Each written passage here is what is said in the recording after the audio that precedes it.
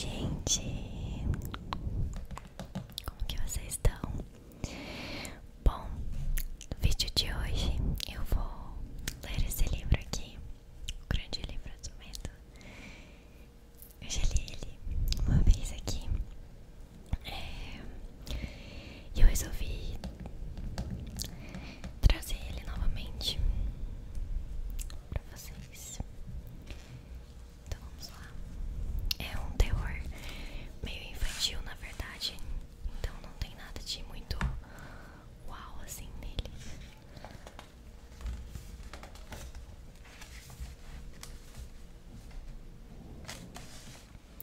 Tá meio chovendo lá fora. Talvez dê pra escutar os trovões.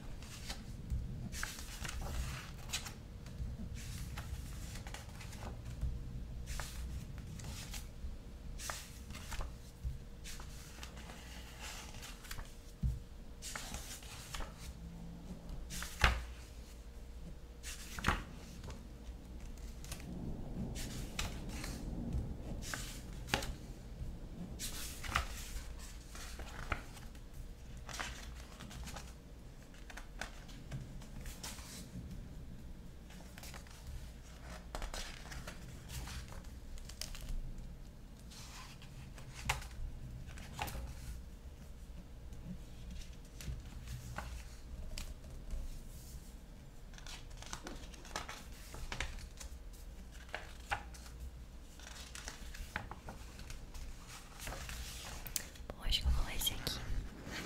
A Queda da Casa de Usher. Estive um dia inteiro viajando a cavalo sobre um céu de nuvens tempestuosas.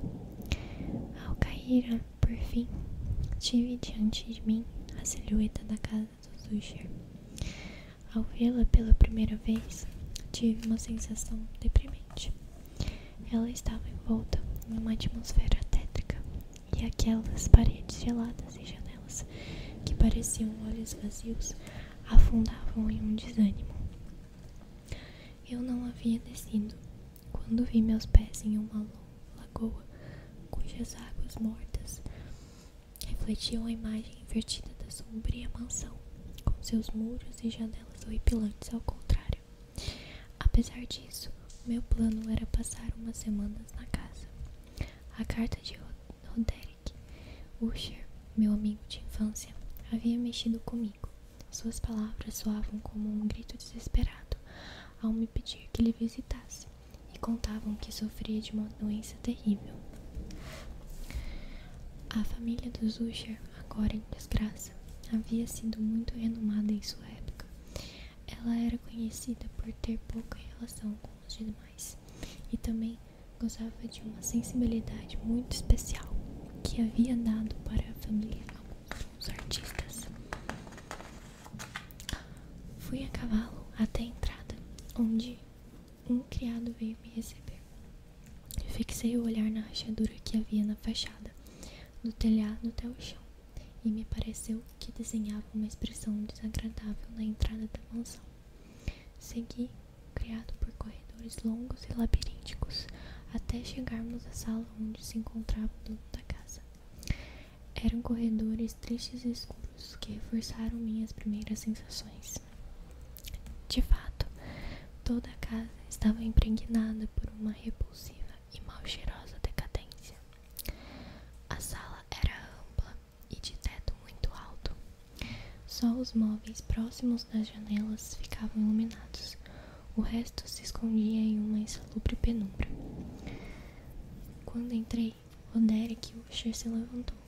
Parecia fazer um gigantesco esforço para sair flutuando do seu poço de tristeza. Mal pude reconhecê-lo.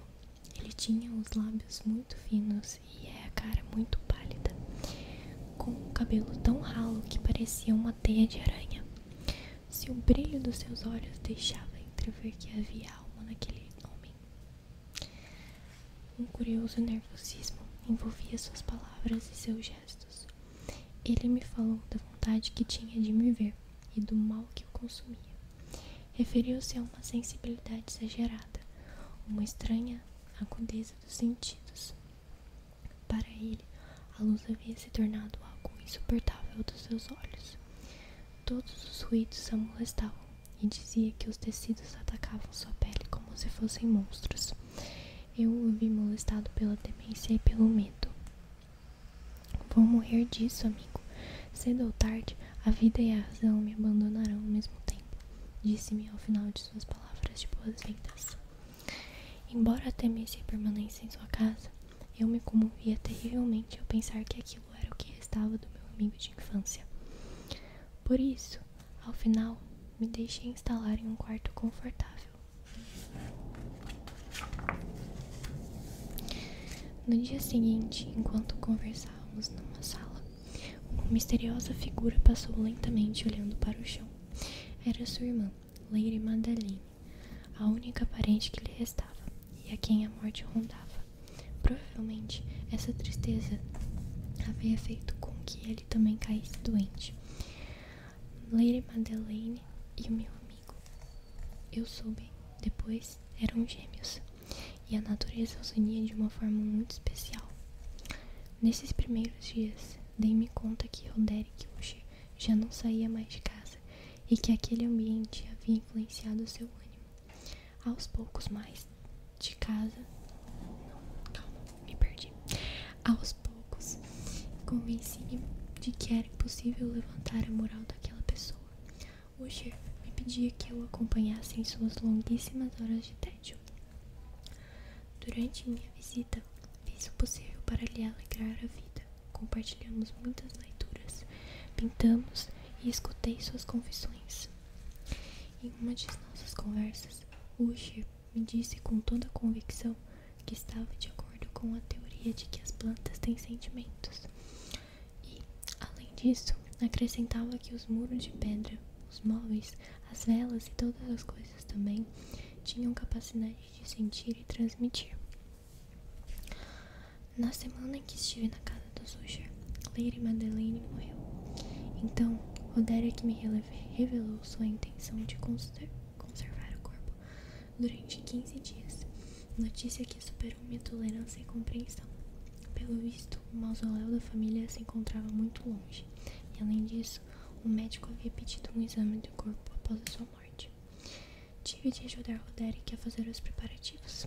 Descemos o corpo até a cripta e o depositamos no sarcófago. A porta grossa, de ferro maciço, fez um chiado estridente ao se fechar.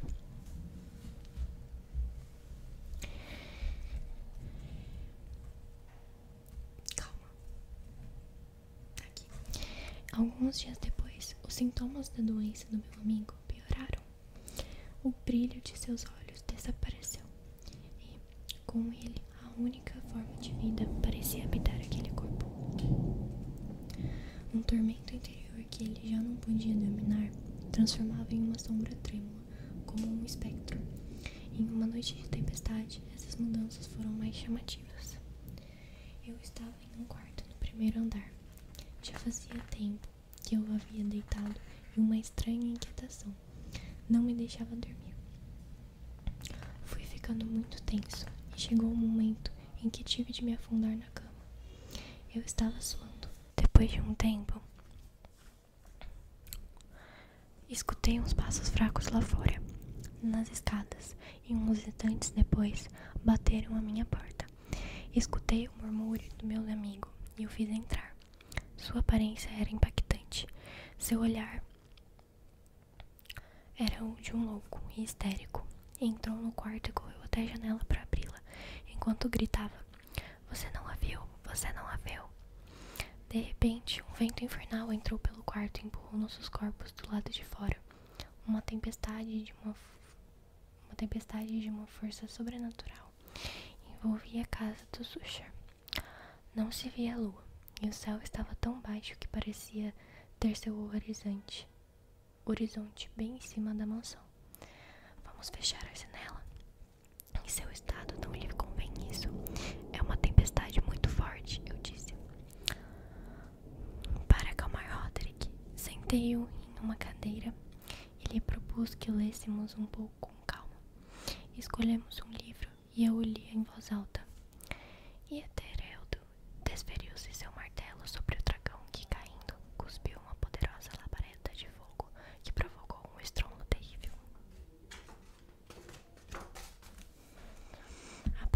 fragmento, ocorreu algo que eu pensei que fosse fruto da minha imaginação.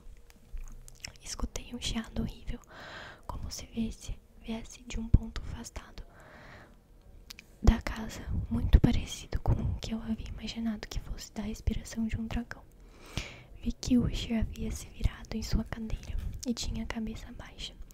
Notei que não dormia quando vi o tremor de seus lábios e seus olhos entreabertos. Duvidei, mas continuei. E o herói, afastando o dragão, aproximou-se do descomunal escudo de bronze pendurado na parede, que caiu a seus pés antes de alcançá-lo. No mesmo instante, um gigantesco barulho de metal pesado retumbou por toda a casa do Usher, e eu dei um pulo de susto com o livro nas mãos. Tentamos nos distrair jogando um pouco de xadrez, mas, por sua sensibilidade aguçada, Roderick, sei lá, já sabia o que estava acontecendo. Balbuciou algumas palavras estranhas e, naquele instante, abriu-se a porta do quarto e apareceu a figura inexpressiva e cadavérica de Lady Madeline. Por um momento, ela se manteve vacilante na entrada, até que avançou de maneira torpe e desabafou sobre Roderick, que caiu atrás dela, morto de medo. Apavorado, fugi daquela mansão.